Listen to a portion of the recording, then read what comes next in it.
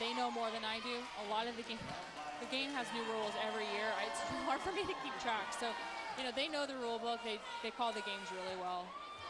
It's just one of those things, the game's so fast, like we talked about in the last match. We don't have instant replay. You can't throw a red flag on the field and say, well, we challenge that. It's not the way the game works.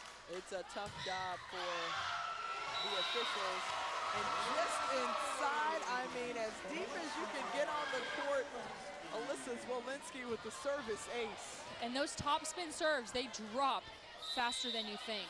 And that's why you see a lot of the balls ace in front or ace right on the end line, because they drop so quickly. And just, they don't know what to do with it, do the Raiders. Chandler Tash has it go off her hands. The third service ace now for Zwolinski. And if I'm Coach Bolton, I tell my girls, okay, make the read quick and stick with it. Don't move your feet. Don't do anything with the ball. You just have to put your arms out there. The ball knows angles. Angle it back to the court as much as you can and avoid those aces, those shanks that go off outside of the court lines. Just like that. The Raiders able to get it over.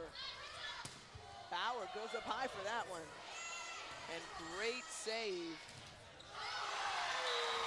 But Baker couldn't finish it off. And that play was set up by Becca Bauer, taking the big swing, forcing Rockledge out of system. That allowed her blockers to go ahead and camp out on that left side where they knew Rockledge was going to put the ball, and they got the easy block. Zwolinski having a good night serving. Running off 4 up, just 3 straight points. And in those defensive systems, you want to make sure that your defense is very deep, especially against a big attacker like Glab. She's going to swing hard, deep into the court. She's not going to swing the ball straight down because she is so much taller. Her arm swing's a lot longer. She's going to find those deep shots. So Merritt Island's defense has to camp out more close to the end line.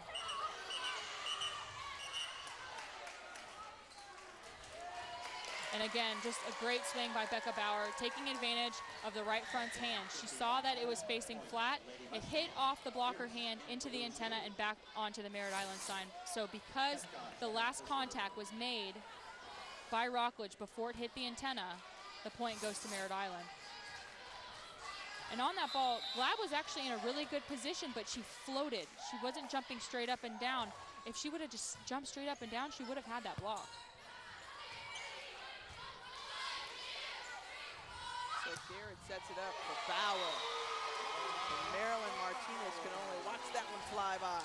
And that's something you don't want Merritt Island to do, is get into their system where they're going to run tricky plays. The middle looked like she was going to run a 3, and then they actually set a 32 with Bauer on top of her. So it's a very hard read for the block to make. Coach Angie Patrick, now 11th season here at Merritt Island, originally from Wisconsin, and she was a state championship volleyball player, won it as a senior. She also won it as a coach back in 2011 with the Mustangs. Went on to Florida Tech, played outside hitter just like you, Aaron. Thank you. And now serves as a marine science and biology teacher here. So are you a super fan?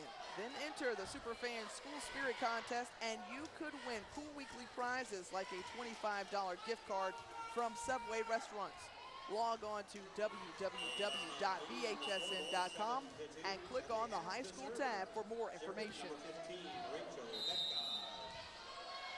Rachel Petkosh with the serve. Also one of those 4.0 students on this team. And it looked like Bauer just hesitated on that one too long. Well, you can see she's talking to Anna Garrett and saying, hey, I thought that was going to be a tempo set. I thought I was running a quicker set, like a shoot. But because it was out of system, Garrett actually popped that ball a little high, and despite Bauer's athleticism, she was unable to make the play over the net. As a coach, how frustrating is it for you to come out of a timeout and then make an error? It's an aggressive error, which I appreciate. It's Becca Bauer saying, well, I want this ball. Give me this ball. I'm going to go in there. I'm going to go in quick. Feed me, feed me. And Anna Garrett just not seeing or recognizing that Bauer has that ability yet. They're still probably trying to figure each other out, especially in those out-of-system plays. So it's an aggressive error. It's one that's going to happen throughout the match. You'd rather see that than a ball land between two people. Berberay. And that one goes to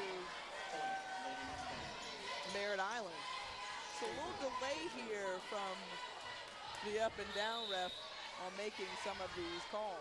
I thought I heard a touch, but it might have been delay. Ball goes out, it sounds like it's going to touch somebody. So I think they're making sure that there's no home court advantage, that they're reading everything appropriately and making the good.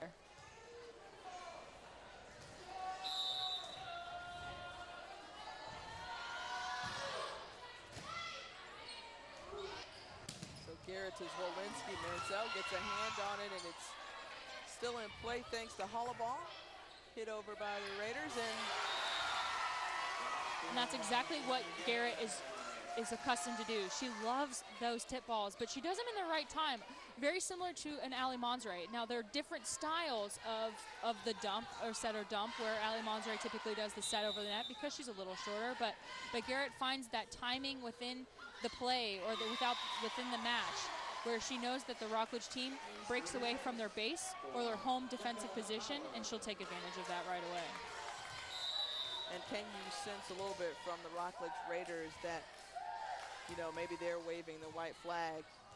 2 consecutive service aces by the Mustangs, and now they're out to an 8-point lead. Well, you see why the serving serve and pass game is so important, because it actually sets the tone for how everything's going to run on your team. So they haven't really done a good job of slowing down the Merritt Island serve to get good passes, to get that offense started. Now, once they do that, they have a lot of lethal weapons on that front row, but they just haven't been able to run it in system as much as they like, because the passing's a little off tonight.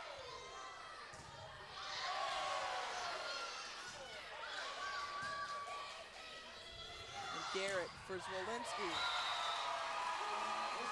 And you have to give credit for Rockledge, because that ball was blocked. They covered really well. There's that scrappiness that they were talking about, but you have to make plays off of those opportunities and not give free balls to teams like Merritt Island, because they have such tricky plays, running the 2 with Zwolinski, running the 3 with Lears, and confusing that blocking. They're going to do that all day. So you have to try to find different shots on the court so that they don't have such an opportunity to run that offense. Great dig by Baker.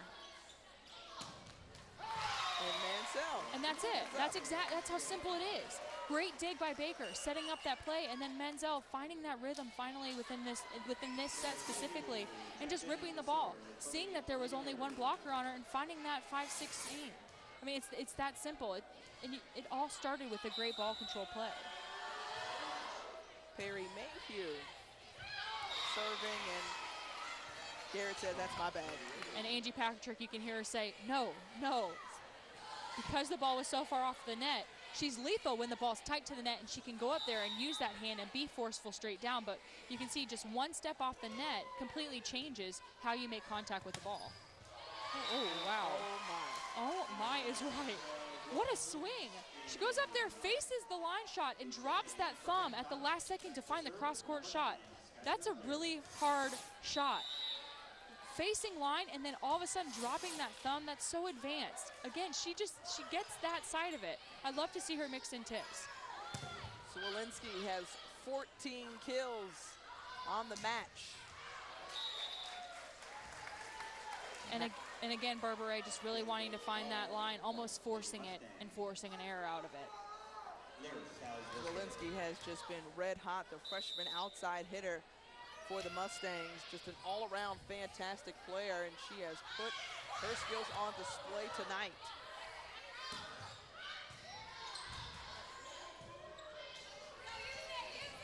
Hollaball hits it back over.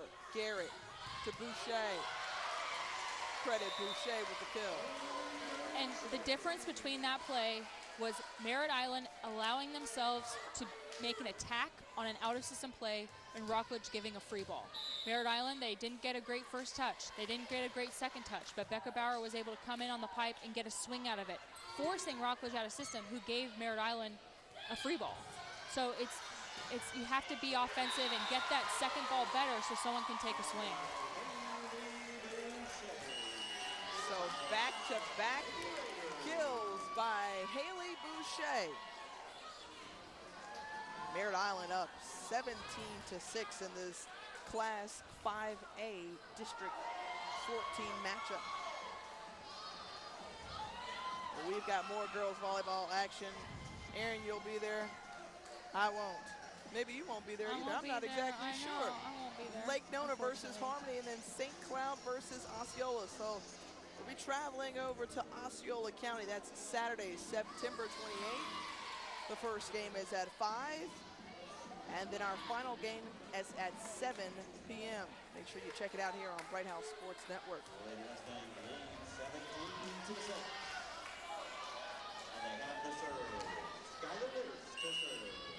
Well, as it stands right now, it doesn't look like the Mustangs are missing Olivia Clack, Morgan Van Alstyne, who's now at the University of North Florida.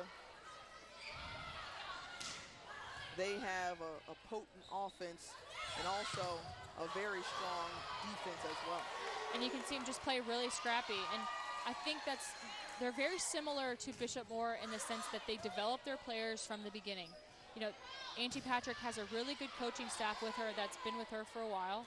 And they develop these girls from when they step foot on the court as a freshman up until they reach the highest level as a varsity player, whether it is as a freshman or as a senior. Either way, they make sure that they're developed into this system that's set out by Patrick so that when they lose players like that, they just slide into the system and it works really well. Patrick has worked with Jordan Mills and Rob Hansen and Alyssa Friedman. They've created an undefeated Merritt Island team thus far this season. And they've got high hopes yet again. But interesting enough, she says, we don't feel the same pressure that we did before. We're coming into the season more as underdogs because we've got the Bishop Kenny's out of Jacksonville, the Cardinal Gibbons out of Fort Lauderdale, and now Bishop Moore moving up. So we feel like we're more the underdogs, and we like that position. Well, yeah, you don't have a target on your back. You know, last year they did because they were the champions. They came in, everybody expected, you know, your expectations really high. And they did a really good job. You know, Jensen Beach was a great team last year and just beat them. You know, that's how the game is. But because it's not back-to-back, they don't have that target on their back. And they're seeing a lot more fresh teams. So I think everyone has a little bit of an advantage to that point. And nobody really knows how to play against each other much. And the teams are different. All the conferences or districts are mixed up. So I think that's an advantage for everybody. They're all kind of the underdog. And I think that's a really good opportunity for Merritt Island to just come in and take it.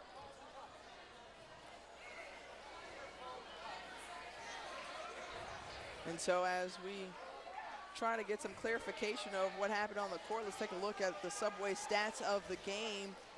Brooke Berberet with 6 kills, and of course we've called Swalinski's name a ton of times tonight. She has 14 kills so far.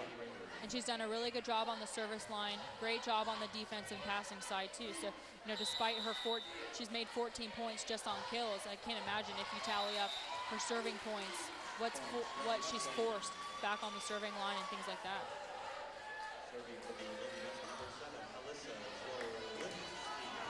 So the Mustangs 5 points away from closing this match out. They have not dropped a set at all this season, and they're looking to remain perfect here.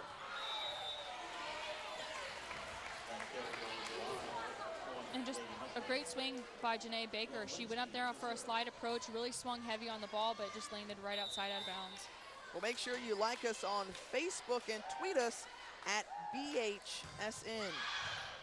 And funny enough, I was talking with Coach Bolton, and he said, you know, we really didn't want to let the young ladies know that we were playing on television. But he said, I couldn't keep it a secret too much longer because they're friends with a lot of the gals on Merritt Island. And you know they tweet back and forth too, of course, right? yeah, absolutely. And Facebook and Instagram. And volleyball is such a small world. I mean, it's such a small community. It's a big community. There's a lot of volleyball players. But if you know one person, it's like the 7 degrees of Kevin Bacon. You know, you'll always know somebody through somebody through somebody. It's just how it is. It's such a small, intimate community that really works. You know, a lot of these girls play against each other in club and play with each other in club. So they know that each other really well, and especially since they're from the same county. Coach Bolton and Coach Patrick on the club circuit here with Cape Coast Volleyball Club. Coach Bolton coaches the 17 Nike team. Coach Patrick also very much involved as well.